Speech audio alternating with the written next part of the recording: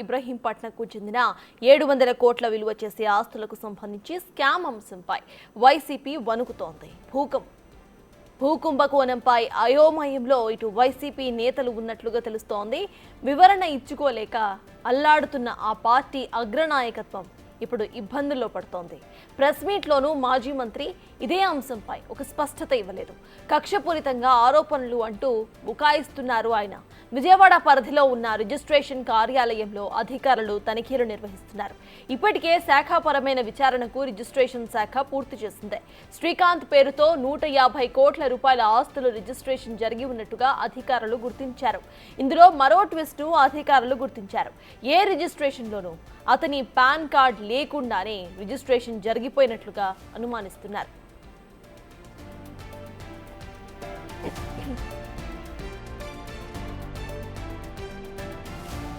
జగన్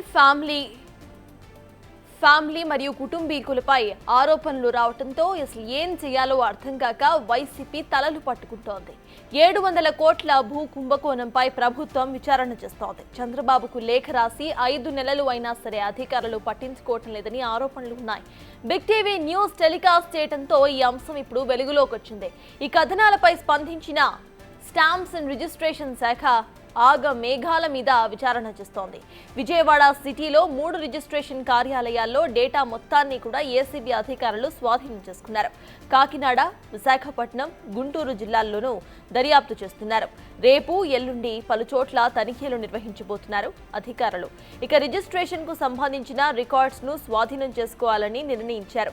త్వరలోనే శ్రీకాంత్ పై చర్యలు తీసుకునే అవకాశాలు కూడా కనిపిస్తున్నాయి. మాజీ రిజిస్టర్డ్ సింగ్ ను కూడా కస్టడీ కోరే అవకాశం ఉంది.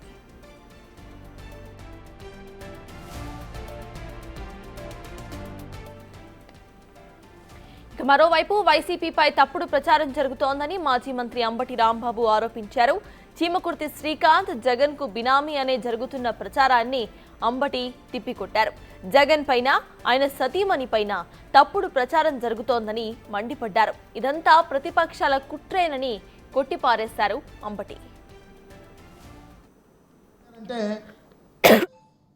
ఈ సబ్ రిజిస్ట్రార్ చాలా అన్యాయాలు, అక్రమాలు, భూదందాలు,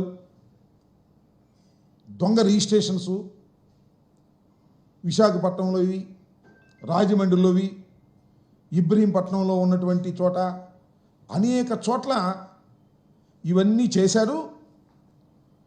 దీని వెనకాల ఎవరో చీమకుర్తి శ్రీకాంత్ ఉన్నాడు.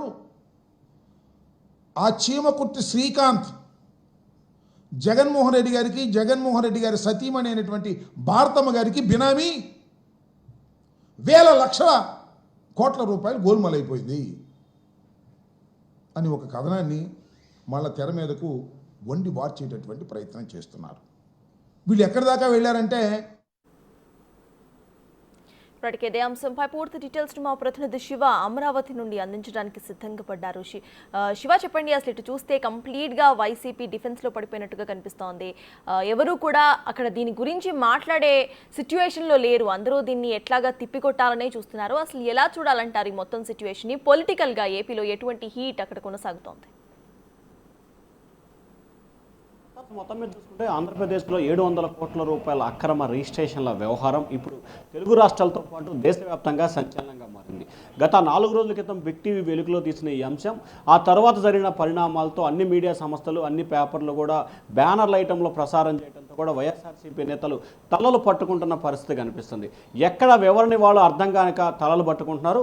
నిన్న మాజీ మంత్రి అంబటి రాంబాబు ఎక్కడ ఏమి జరిగినా నేనున్నానంటూ ముందుకు వచ్చే అంబటి రాంబాబు సైతం కూడా ఆయన ఎక్కడా కూడా సరైన వివరణ ఇచ్చే ప్రయత్నం చేయలేకపోతున్నారు. కేవలం పేపర్లో వచ్చినాయి, టీవీల్లో వచ్చిన దానికి సంబంధించి ఆయన సంబంధం లేదు, సంబంధం ఉంది, రకరకాల ప్రవర్తనలు, రకరకాలుగా ప్రకటనలు చేశారే తప్ప అసలు ఈ అంశానికి సంబంధించి జరిగిందా జరగలేదా అనేది కూడా ఎక్కడ క్లారిటీ ఇవ్వలేదు. పైగా ఏదైతే సింగుని తమ ప్రభుత్వ హయాంలోనే అరెస్ట్ చేశామని చెప్తున్నారు. అసలు ఆ ప్రభుత్వ హయాంలో ఎందుకు అరెస్ట్ చేయాల్సి వచ్చింది, అరెస్ట్ చేయడానికి గల కారణాలేంటి అనేది కూడా అంబటి రాంబాబు చెప్పలేని పరిస్థితికి వెళ్ళిపోయింది. ఇక మరొక వైపు చూసుకుంటే ఏదైతే బిగ్ టీవీ ప్రసారం చేసిన కథనానికి సంబంధించి స్టాంప్స్ అండ్ రిజిస్ట్రేషన్ శాఖలో ఒక రకమైన చలనం అయితే మొదలైంది. ఇప్పటికే ప్రాథమిక నివేదికను పూర్తి చేసి రాష్ట్ర ప్రభుత్వానికి ఇచ్చేందుకు సిద్ధమవుతుంది. మరొక వైపు విజయవాడ, కాకినాడ, రాజమండ్రి, విశాఖపట్నం, గుంటూరు జిల్లాలో రిజిస్ట్రేషన్ శాఖలో ఇంకా కూడా ముమ్మరమైన తనిఖీలను ఏసీబీ అధికారులు కొనసాగిస్తున్నారు. పూర్తి స్థాయిలో కూడా వివరాలు సేకరించే ప్రయత్నాలు చేస్తున్నారు. అయితే ఈ అంశానికి సంబంధించి వైఎస్ఆర్సీపీ నేతలు ఏ రకంగా సమాధానం చెప్పుకోవాలో అర్థం కాని పరిస్థితి నెలకొంది. వాస్తవానికి మాజీ ముఖ్యమంత్రి జగన్మోహన్ రెడ్డి ఆయన కుటుంబ సభ్యులపై ఆరోపణలు వస్తున్న నేపథ్యంలో రాష్ట్ర వ్యాప్తంగా వైఎస్ఆర్సీపీ నేతలు కూడా వివరించుకోవాల్సిన పరిస్థితి కనిపించింది. కానీ ఎక్కడా కూడా ఏ నేత కూడా దీనికి సంబంధించి మాట్లాడిన పరిస్థితి కనిపించలేదు. కేవలం నిన్న ఒక అంబటి రాంబాబు మాత్రమే ప్రకటన చేసి అంటే మీడియాతో మాట్లాడి తూతు మంత్రంగా వివరించే ప్రయత్నం చేశారు. కానీ సజ్జల రామకృష్ణారెడ్డి అంటే గతంలో మనం చూసుకుంటే కనుక ప్రతిపక్షంలో టీడీపీ ఉన్నప్పుడు చేసే ప్రతి ఆరోపణకి కానీ లేకపోతే ప్రభుత్వ వైపు నుంచి జరిగే ప్రతిదానికి సంబంధించి కూడా సజ్జల రామకృష్ణారెడ్డి బయటకు వచ్చి మీడియాతో మాట్లాడిన పరిస్థితి కనిపించింది. దీంట్లో సజ్జల రామకృష్ణారెడ్డి ఆయన బినామీ శ్రీకాంత్ అని చెప్పి కూడా విస్తృతంగా ప్రచారం జరుగుతున్న నేపథ్యంలో ఇది అవునని కానీ కాదని కానీ ఇప్పటివరకు సజ్జల రామకృష్ణారెడ్డి చెప్పే ప్రయత్నం చేయలేదు. తాజాగా ఏదైతే 4 రోజుల క్రితం కడప జిల్లాకు సంబంధించి సజ్జల సోదరులు ఫారెస్ట్ భూమిని కబ్జా చేశారనే దానికి సంబంధించి మీడియాలో వార్తలు రావడంతో వెంటనే వైఎస్ఆర్సీపీ తరఫున కూడా ఒక ప్రకటన కూడా విడుదల చేసింది. దీనికి సంబంధించి సజ్జలకు సంబంధం లేదు, కావాలని దుష్ప్రచారం చేస్తున్నారని. కానీ ఇప్పుడు సజ్జల రామకృష్ణారెడ్డి బినామీ అని చెప్పి ప్రచారం జరుగుతున్నా 5 రోజులు గడుస్తున్నా కానీ సజ్జల రామకృష్ణారెడ్డి కానీ లేకపోతే వైఎస్ఆర్సీపీ సంబంధించి సజ్జల పేరుతో కానీ ఎటువంటి ప్రకటన కానీ ఎటువంటి సమావేశం లేదు. సో మొత్తం మీద చూసుకుంటే వైఎస్ఆర్సీపీ నేతలు ఈ అంశంపై స్పందించడానికి పూర్తి స్థాయిలో ఒక రకమైన అలజడిలో కొనసాగుతుంది. ఎందుకంటే ఎక్కడ మాట్లాడితే ఏ రకంగా ఇరుక్కోవాల్సి వస్తుందో, ఏమి జరుగుతుందో అనే ఆందోళన, ఆ భయం అయితే మాత్రం ఆ పార్టీ నేతల్లో కొనసాగుతుంది. ఎందుకంటే ఈ ఏదైతే 700 కోట్ల రూపాయల వ్యవహారానికి సంబంధించి శ్రీకాంత్ మీడియాతో మాట్లాడిన సమయంలో నాగేశ్వర రెడ్డి ఏదైతే జగన్ బినామీ కేఎన్ఆర్ ఇన్ని రిజిస్ట్రేషన్లు చేయించుకున్నారు, పలానా ఆయన అన్ని చేయించుకున్నారు, పలానా ఆయన ఇంత చేయించుకున్నారని చెప్పి ఆయన డైరెక్ట్గా చెప్పారు.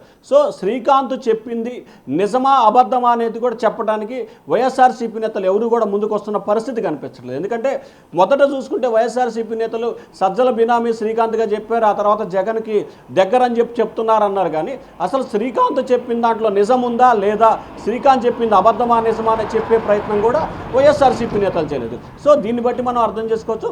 ఖచ్చితంగా అంటే అసలు ఎంత జరిగింది, ఏమి జరిగింది అనే అంశాన్ని పక్కన పెడితే ఖచ్చితంగా సింగుని బెదిరింపులకు పాల్పడి కొంతమంది వైఎస్ఆర్సీపీ నేతలు భారీ స్థాయిలో అక్రమ రిజిస్ట్రేషన్ చేయించుకున్నట్లయితే మాత్రం ప్రాథమిక నివేదిక తయారైంది. వైఎస్ఆర్సీపీ నేతలు కూడా అంటే డైరెక్ట్గా చెప్పబోయినా కానీ ఇండైరెక్ట్గా దీంట్లో జరిగిందన్న అభిప్రాయాన్ని కొంతమంది వైఎస్ఆర్సీపీ నేతలు వచ్చినట్టు తెలుస్తూ ఉంది. సో ఈ అక్రమ రిజిస్ట్రేషన్ జరిగాయనే ఉద్దేశంతో ఆ పార్టీ నేతలు డైరెక్ట్గా చెప్పడానికి కొంత సంకోచిస్తున్న పరిస్థితి కనిపిస్తోంది. ఎందుకంటే దీంట్లో వైఎస్ఆర్సీపీకి సంబంధించి చాలా పెద్దమైన నేతలు ఉన్నారు కాబట్టి సో వారి విషయంలో మనం ఎందుకు జోక్యం చేసుకోవాలి అనే దానికి సంబంధించి కూడా ఆ పార్టీ నేతలు ఉన్నట్టు తెలుస్తూ ఉంది. సత్తాస్. Right, thank you Shiva.